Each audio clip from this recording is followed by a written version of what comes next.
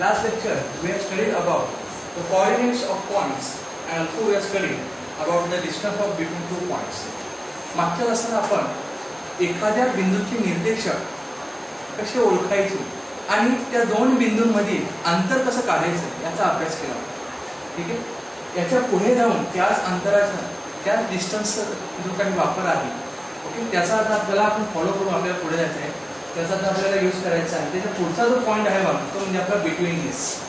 Okay त्याला म्हणतो आपण दरम्यान. आपण म्हणतो ना कधी कधी बेंचेसवर तुम्ही बघा तिघे वाजता जेवण आपण जेव्हा आपले ब्रेक होतो आपल्या शाळेत सुट्टी होते ब्रेक होतो त्यावेळेला आपण एका बेंचवर दोघं बसलेलो असतो पण मधल्या सुट्टीमध्ये आपण तिघं बसतो बरोबर की नाही. मग तिघं बसल्यानंतर काय म्हणतो अरे रमेश आणि सुयश तुमच्यामध्ये कोण बसला आहे सुजय बसला आहे बरोबर आहे. सुजय काय म्हणतो रमेश आणि यांच्या दरम्यान मी बसलेलो आहे म्हणजे काही दोघांमध्ये असलेला विद्यार्थी हा त्यांच्या दरम्यान आहे बिटवीन आहे असं म्हणतो. सेम थिंग इथे आपल्याला पाहायचं करायचं आहे वेगळं काहीच नाही. Okay with the help of some diagram we have to study about this. Okay if P Q R three distinct collinear point समजा पी क्यू आर हे जे बिंदू आहेत point P point Q and point R बिंदू P बिंदू Q आणि बिंदू R हे एक रेषीय असलेले बिंदू आहेत. ओके लक्षात ठेवा. There are three possibilities. जर हे तीनही बिंदू एक रेषीय असतील तर ते तीनही बिंदू एक रेषीय दाखवण्याच्या तीन शक्यता आहेत म्हणजे तीन पद्धतीने आपण ते दाखवू शकतो बरोबर आहे. आता इथे काय मेन्शन केलं नाहीये महत्वाचं म्हणजे छोटीशी गोष्ट मेन्शन नाहीये काय बरोबर तर point P point Q and point R बिंदू पी बिंदू क्यू आणि बिंदू आर मध्ये पैकी कोणता पॉइंट कोणता बिंदू राहिलेल्या दोन बिंदूंच्या मध्ये दरम्यान येतो हे दाखवले गेले. कोणता पॉइंट हा रिमेनिंग जे टू पॉइंट्स आहेत त्यांच्यामध्ये ते दाखवले गेले नाही. त्यामुळे इथे म्हटलं गेलं आहे जर असं नाही दिलं तर या ठिकाणी आपल्याला थ्री चान्सेस म्हणजे थ्री पॉसिबिलिटीज असतात तीन शक्यता येऊ. काय बरं पॉइंट क्यू जो आहे तो पी आणि आरच्या मध्ये येऊ शकतो जसं फर्स्ट पॉसिबिलिटी पहिल्या शक्यता दाखवले. Okay in point Q possible in between the point P and R. बिंदू क्यू हा बिंदू पी व आरच्या दरम्यान आहे येऊ शकतो. Second thing point R is between point P and Q. बिंदू आर हा पी व क्यूच्या दरम्यान येऊ शकतो. And also point P is between point R and Q. बिंदू पी हा बिंदू आर व क्यूच्या दरम्यान येऊ शकतो बरोबर. हे कधी असं घडू शकतं ज्या वेळेला कोणता पॉइंट कोणता बिंदू कोणत्या दोन बिंदूंच्या दरम्यान येतो हे दोन पण देत नाही तोपर्यंत आपल्याला यातून पॉसिबिलिटी होऊ शकतो. ठीक आहे. आणि ते दाखवूया आपण ते कसं दाखवलं ते पण आपल्याला स्टडी करायचं आहे.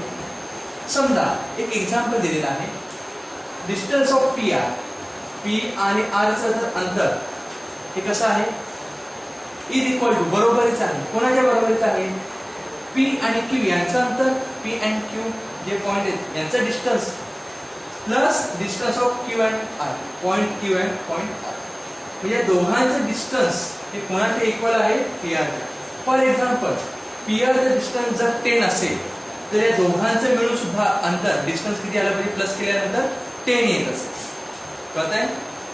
पी आरचं पॉइंट पी टू आर म्हणजे बिंदू पी ते बिंदू आर पर्यंतचं अंतर जर 10 असेल 10 युनिट 10 एकक असेल तर ते 10 एकक कुणाच्या बरोबरच आहे बिंदू पी आणि क्यू यांचं जे अंतर असेल त्याचं आणि पॉइंट क्यू आणि आर बिंदू क्यू आणि आर यांचं जे डिस्टन्स असेल यांचं डिस्टन्स त्या दोन्ही डिस्टन्सला प्लस केल्यावर सुद्धा 10 येतं. त्याचा अर्थ असा होतो म्हणजेच काय म्हणू शकतो या दोघांमध्ये इक्वल पॉइंट समान बिंदू कोणता आलेला आहे क्यू क्यू. याचा अर्थ काय आहे दोघांमध्ये क्यू हा काय आहे कॉमन पॉइंट आहे सामायिक बिंदू आहे. म्हणून आपण असं म्हणणार वाढलो की ही दरम्यानचा याच्यामध्ये असं म्हणणार पी क्यू आणि आर हे पॉइंट आहे बिंदू पी क्यू आणि बिंदू आर या तिघांपैकी क्यू हा पॉइंट जो आहे बिंदू क्यू जो आहे तो कसा आहे दरम्यान आहे त्यांचा कुणाच्या पी आणि आरच्या म्हणजे मध्ये कोणता पॉइंट येणार आहे तो क्यू पॉइंट येणार आहे आणि it is represent P dash Q dash R. याचा अर्थ असा होतो की क्यू हा पी आणि आरच्या दरम्यान आहे. कळतंय असं जेव्हा दाखवलं जातं P dash Q dash R याचा अर्थ point Q is a middle point. आपण मध्यबिंदू म्हणतो, सॉरी मिडल पॉइंट म्हणतात ना, बिटवीन म्हणतो. ओके, मिडल म्हटल्यानंतर हा, ठीक आहे, त्यामुळे मिडल लाईन म्हणता येईल त्याला, बिटवीनच म्हणतो. Point Q is a between in point P and point R. बिंदू Q हा बिंदू P आणि R च्या दरम्यान आहे. आता हे मॅथमॅटिकली म्हणजे गणिती भाषेने कसं आपण समजून घ्यायचं. समजा या ठिकाणी डिस्टन्स दिले बघा, एबीचं डिस्टन्स, एबीचं अंतर 5 डिस्टन्स ऑफ बीसी, बीसीचं अंतर 11 आणि एसी दिले 6. Which of the points is between the other two. आता गंमत अशी आहे, कोणता बिंदू कोणाच्या दरम्यान आहे, म्हणजे ए बी सी मध्ये कोण कोणाच्या दरम्यान आहे असं विचारलेलं आहे. म्हणजे कोण कोणाच्या बिटवीन आहे, कोणता पॉईंट राहिलेल्या दोन पॉईंटच्या बिटवीन असं विचारलेलं आहे. सिंपल लॉजिक आहे. ते तिघांचं तुम्हाला डिस्टन्स दिलेला आहे, बरोबर आहे. त्याच्यामध्ये जो बिगर डिस्टन्स असतो, जो सर्वात मोठा अंतर असतो, तो एकीकडे घ्यायचा. सर्वात मध्ये बिगर डिस्टन्स कोणता आहे, 11. ओके, 11 कोणाचा आहे तो, बीसीचा. म्हणजे इथे लिहिणार आपण distance of BC is equal to 11. त्याला इक्वेशन 1 लिहूया आपण. सोपं आहे, कळतंय. ओके, राहिलेले जे दोन आहेत त्यांना प्लस करून बघायचं काय येतं. Distance of AB and distance of AC. Distance of AB plus distance of AC. Distance of AB चं अंतर किती वाढलं, 5 प्लस AC किती आहे, 6 इज इक्वल टू 11. बघा कळतंय. काय केलं मी, तिघांचं डिस्टन्स मध्ये दिलेलं आहे. ओके, तिघांचं अंतर दिलेले आहे, तिन्ही बिंदूंचं एकमेकांमध्ये असलेलं अंतर जे आहे ते दिले, डिस्टन्स दिलेलं आहे. त्याच्यामध्ये सर्वात मोठा जो अंतर असेल, सर्वात जो बिगर जो काही डिस्टन्स असेल तो मी एका बाजूला घेतला, वन साइड केला. राहिलेले जे दोन डिस्टन्सेस आहेत, राहिलेले जे दोन अंतर आहेत त्यांना प्लस केलं मी, तर ते कोणा एवढं आलं, पहिल्या एवढं झालं. म्हणजे मी काय म्हणणार, ते इथे शो कसं करणार, की कसं दाखवणार ते, तर therefore distance of BC is equal to, हे बरोबरच आहे, BC चं अंतर हे कोणाच्या बरोबरीचं आहे, तर distance of AB plus distance of AC. बरोबर आहे की नाही. म्हणजे BC चं अंतर हे कोणा एवढं आहे, तर AB आणि AC यांचं जे काही डिस्टन्स आहे, यांचं जे अंतर आहे यांच्या सम म्हणजे यांच्या बेरगे एवढं आहे. मग मला सांगा, इथल्याप्रमाणे वरीलप्रमाणे यांच्या दोघांमध्ये कोणता पॉइंट, कोणता बिंदू कॉमन आहे का, सामायिक अंतर आहे. व्हेरी गुड, ए. बरोबर आहे, समजलं. म्हणजे आपण म्हणणार की ए हा बिंदू कसा आहे, बी आणि सी च्या मध्ये आहे, म्हणजे दरम्यान आहे असं म्हणूया. Okay, point A is between point B and point C. जर ते आपण दाखवायचं झालं तर ते आपण असं सुद्धा दाखवू शकतो. त्याला बी, त्याला ए आणि त्याला सी, हे आपण असं आखून दाखवणार. बरोबर, आपल्याला सांगितलं म्हणजे असं हे दाखवल्यानंतर आपण असं सुद्धा दाखवू शकतो. बी डॅश ए डॅश म्हणजे ए हा बी आणि सी यांच्या मध्ये. इन शॉर्ट सांगायचं तात्पर्य काय, तर जो मोठा डिस्टन्स असतो, जे सर्वात मोठं अंतर असतं ते एका बाजूला यायचं. राहिलेल्या दोन अंतरांचा, राहिलेले जे डिस्टन्सेस आहेत त्यांना प्लस केल्याला पाहिजे की पहिल्यावर येतं. जर तसं आलं तर बघायचं कॉमन पॉईंट कोणता आहे, ज्यांना आपण दोघांना प्लस केले नाही, त्या दोघांमध्ये कॉमन पॉईंट कोणता आहे, सामायिक बिंदू कोणता आहे तो बघायचा. तो पॉईंट, तो बिंदू राहिलेल्या दोन पॉईंटमध्ये, राहिलेले जे दोन बिंदू आहेत त्यांच्या दरम्यान, त्यांच्या बिटवीन येतो असं समजायचं आहे.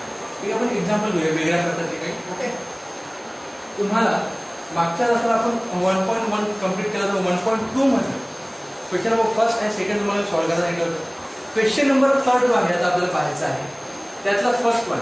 ओके, तुम्हाला काय करायचं आहे, क्वेश्चन नंबर फर्स्ट जरा मोठा आहे, त्यामध्ये काय दिलेलं आहे की कोणता पॉईंट, त्याच्यामध्ये बघा PQR चे पॉईंट आहे, PQR चे बिंदू, याच्यामध्ये कोणता बिंदू कोणाच्या दरम्यान आहे हे ठरवायचं आहे. ओके, आणि ते असेल तर ते एक रेषीय आहेत का, कोलिनियर आहेत का, हे बघा. जर इक्वल आले तर समजायचं एक रेषीय आहे, कोलिनियर आले. जर नसतील तर नाही. ओके, सर्वात आधी आपण काय पाहणार आहोत की याच्यामध्ये PR चं डिस्टन्स, PR चं अंतर 7 आहे, PQ चं डिस्टन्स 10 आहे, PQ चं अंतर 10 आहे, QR चं डिस्टन्स, QR चं अंतर 3. आता आपण पहिले आपण काय लक्षात येतो की बिगर डिस्टन्स कोणता आहे, मोठं अंतर कोणतं आहे बघूया. 10. Okay, distance of PQ is equal to 10. Okay, second राहिले कोणते, राहिले या दोघांचे डिस्टन्स याच्यावर येतात ते पाहायचं. Distance of PR plus distance of QR. बरोबर आहे. इथे PR चं किती आहे 7 प्लस QR चं किती येतं 3 इज इक्वल टू 10. 7 प्लस 3 10. बरोबर आहे. पाहू शकतो आपण फ्रॉम 1 and 2, फ्रॉम 1 and 2 1 आणि 2 काय सांगू शकतो आपण, या ठिकाणी कॉमन पॉइंट कोणता याच्यामध्ये R. Point R is between point P and Q. असं म्हणणार की बिंदू R हा बिंदू P आणि बिंदू Q च्या दरम्यान आहे. बिंदू R हा बिंदू P व बिंदू Q च्या दरम्यान आहे. बरोबर आहे, कळतंय. काय केलं बरं, पहिल्या लक्षात काय घेत आपल्याला की सर्वात मोठा अंतर, सर्वात बिगर डिस्टन्स कोणता आहे ते पाहिजे. सर्वात बिगर कोणता आहे PQ चं, K तो घेतला. ओके, इक्वेशन मध्ये दिला. राहिलेल्या दोघांचं जे डिस्टन्स ते प्लस करून बघायचं किती येतं. ओके, ते सुद्धा 10 आलं. याचा अर्थ काय आहे की दोघां हे तीनही बिंदू कसे एकमेकांना एक रेषीय आहे. ओके, Q हा R हा यांच्या दरम्यान आहे, म्हणजे दाखवताना आपण काय करणार P R Q असं आपण. बरोबर आहे. P आणि Q च्या दरम्यान आहे तो. ओके, बिटवीन आहे म्हणून असं कळतंय.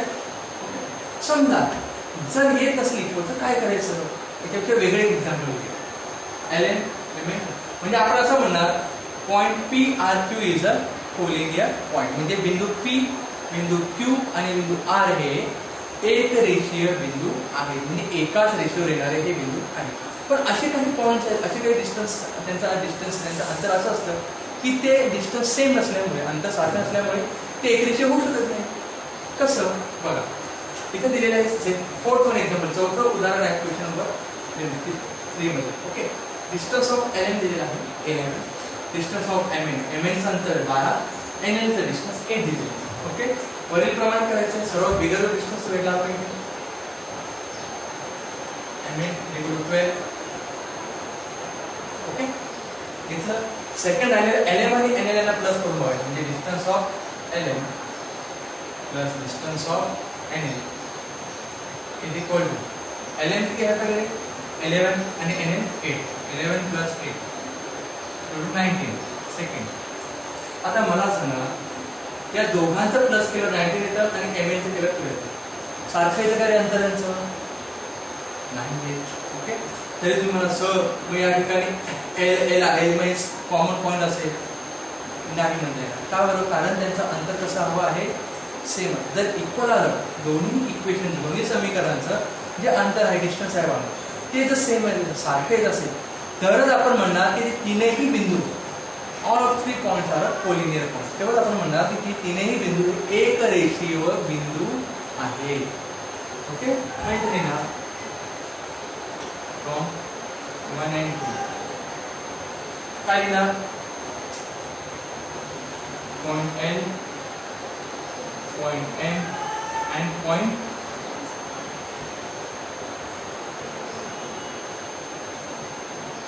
are not a collinear point. म्हणजे बिंदू L, बिंदू M आणि बिंदू N हे एक रेषीय बिंदू नाही, कारण त्यांचं अंतर जे आहे सारखं येतच नाही. बघा इथं 12 M तर 12 आहे.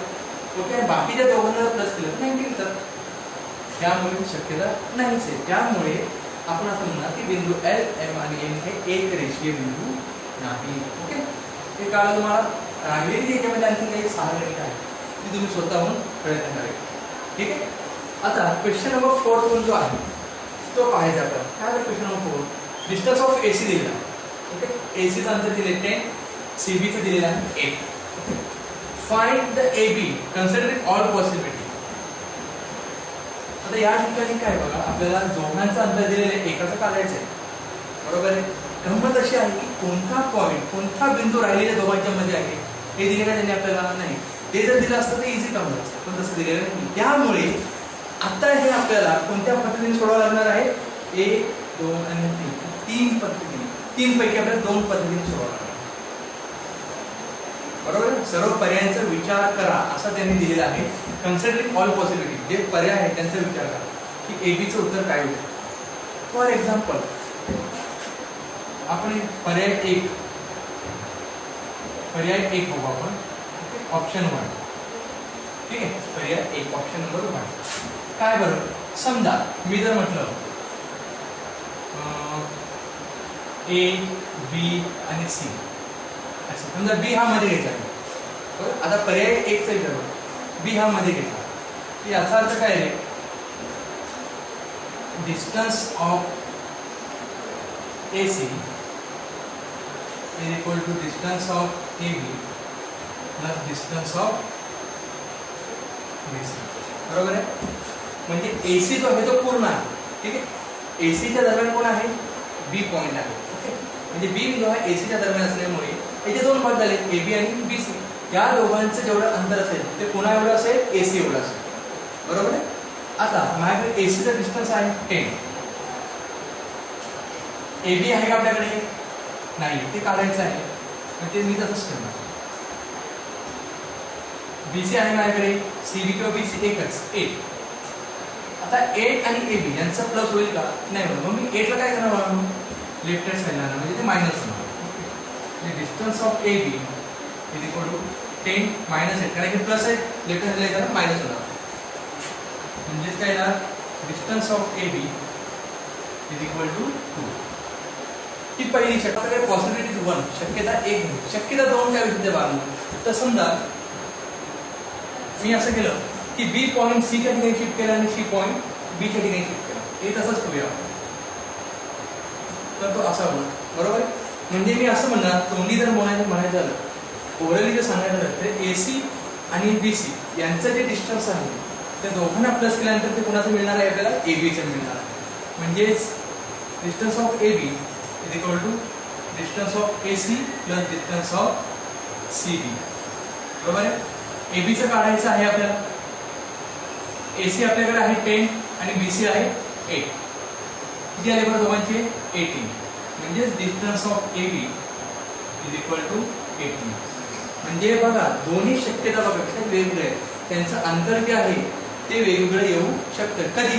ज्या वेळेला दिलेला बिंदू हा कोणाच्या दरम्यान आहे हे जर दिलेले नसेल आपल्याला, कोणता पॉईंट कोणत्या राहिलेल्या 2 पॉईंटच्या बिटवीन आहे हे ज्या वेळेला दिलेलं नसेल त्यावेळेला मात्र तुम्हाला या पद्धतीने सोडवायचं आहे.